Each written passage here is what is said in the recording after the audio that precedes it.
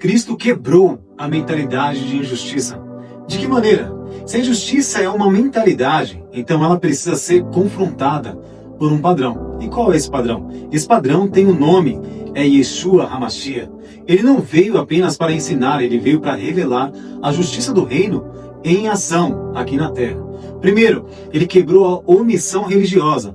Os religiosos viam a necessidade e ignoravam, mas Yeshua respondeu com práticas e ações aonde? Estive com fome, não me deste de comer. Mateus 25:35. Ele mostra que não fazer o bem também é injustiça. Ele quebra a mentalidade que não é um problema meu, é o mesmo problema que tinha em Caim. Ele quebrou a indiferença diante da dor. No sábado, quando era considerado errado curar uma pessoa, Yeshua curou. Exemplo do homem da mão mirrada, em Mateus 12. Ele confronta o sistema ao declarar: é lícito fazer o bem no sábado. Ele quebra a mentalidade, quebrou a cegueira espiritual dos fariseus. Eles conheciam a lei, mas não viviam a justiça através dela. E Yeshua confronta: coais os mosquitos e engolis os camelos, em Mateus 23:24. Valorizavam os detalhes, mas ignoravam o essencial. Ele quebra a mentalidade da aparência espiritual sem transformação. Parece muito com os dias atuais. Ele quebrou a injustiça do sistema religioso, mas quando vê a exploração do templo, ele reage de uma forma que as pessoas nunca imaginaram. Ele vira as mesas dos cambistas e ele quebra a mentalidade que usa o sagrado para benefício próprio. E isso é só uma mera semelhança com os dias atuais. Ele quebrou a falta de misericórdia diante da mulher adúltera. Em João 8, todos queriam condená-la. Porém, Yeshua responde: quem não tem pecado, que atire a primeira pedra. Essa é uma mentalidade de justiça. Ele não ignora o erro, mas restaura a pessoa. Ele quebra a mentalidade de justiça sem a misericórdia. Ele quebrou o orgulho espiritual.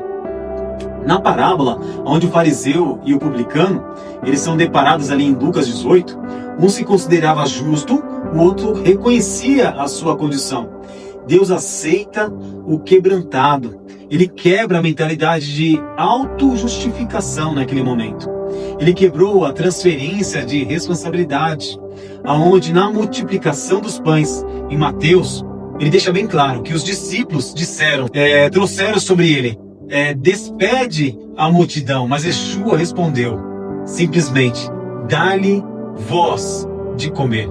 Ele quebra a mentalidade de empurrar a responsabilidade para outros. Queriam dispensar as pessoas, mas ele quebrou a justiça seletiva. Yeshua andava com pecadores, cobradores de impostos, rejeitados. Exemplo foi Zaqueu, lá em Lucas 19. Ele quebrou a mentalidade de aceitar uns e rejeitar outros. Quem são os homens para fazer isso? A mentalidade de injustiça, ela nasce no coração do homem. Escuta com discernimento. A mentalidade de injustiça não nasce no comportamento, ela nasce no coração. Por quê? Porque desde Gênesis, Deus já revela esse padrão. Viu o Senhor que a maldade do homem se multiplicara.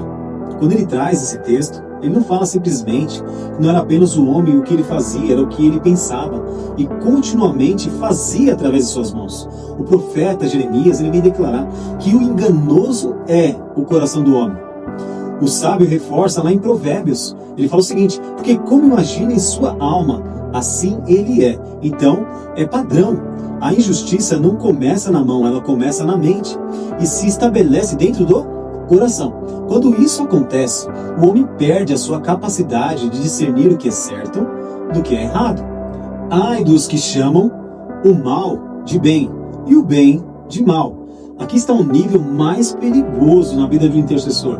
Não é mais errar, é inverter os valores. É quando a consciência já não acusa e a justiça se torna cultura na vida dele. Ainda em Isaías, ele vem falar que concebe o mal e dão luz à iniquidade. Percebe o processo? Primeiro há um pensamento, depois há uma concordância e depois há uma prática. A injustiça deixa de ser um ato e se torna uma identidade, é um padrão na vida do intercessor. Existe um sistema da injustiça implantado na vida de muitas pessoas. Os homens maus não entendem o juízo, está em Provérbios 28. Não é a falta de informação, é a falta de alinhamento com o céu. A mente já foi corrompida. Quando a mente se corrompe, o juízo se perde. O salmista ele deixa bem claro o que ele vem dizer. Quem subirá ao monte do Senhor? E logo em seguida ele traz uma resposta. E essa resposta é muito clara. Mãos limpas, coração puro. Então existe um padrão. Mãos limpas e coração puro. Na mentalidade hebraica, o acesso espiritual, o alinhamento interno.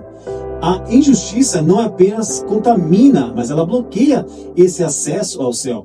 Quando a injustiça governa, primeiramente, a verdade se torna opcional, o certo se torna relativo e o sistema inteiro entra em colapso. A pessoa não sabe mais quem ela é. Em Provérbios está escrito que quando o justo governa, o povo se alegra, mas quando o ímpio domina, o povo geme. Por que acontece isso? Injustiça nunca fica no individual, ela se manifesta em sistemas. No Novo Testamento, ele vem falar o seguinte lá em Romanos: a ira de Deus se revela contra a injustiça. Lá no primeiro versículo. E mais, os injustos não herdarão o reino de Deus. Isso não é sobre religião, é sobre a natureza espiritual dos homens. Mas há um caminho para aquele que trilha o caminho da justiça. A justiça não é apenas exigida, ela foi disponibilizada. Quando Yeshua declara em Mateus, ele fala o seguinte: buscai primeiro o reino de Deus e a sua justiça. Então, não é opcional, é prioridade.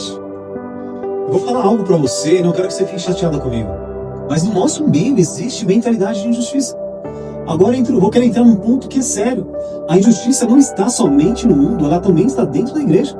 Exemplos claros para vocês é quando você vê uma pessoa enferma e você não ora por ela, mesmo tendo fé para isso. Isso revela uma mentalidade de injustiça, porque é uma omissão do reino. Quando uma família está com fome e você responde apenas vou orar, isso não é espiritualidade, isso é omissão. Quando você conhece a verdade, mas escolhe não viver ela, isso é injustiça. E é consciente ainda. Quando alguém precisa de ajuda e você finge que não viu, isso é quebra de aliança. Na prática, quando você usa Deus apenas para benefício próprio, isso é distorção do reino. Quando você perdoa quem te convém, mas mantém rancor de outras pessoas, isso é injustiça seletiva. É uma justiça disfarçada. Quando você exige que os outros, na prática, você vai exigir das pessoas. Mas isso é uma hipocrisia espiritual.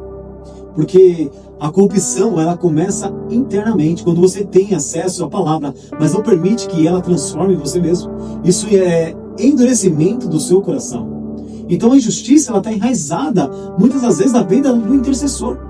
Então a mentalidade de justiça é quando o homem, ele perde o temor a Deus, ele distorce a verdade, ele negocia princípios e omite diante do certo e ainda acredita que está certo.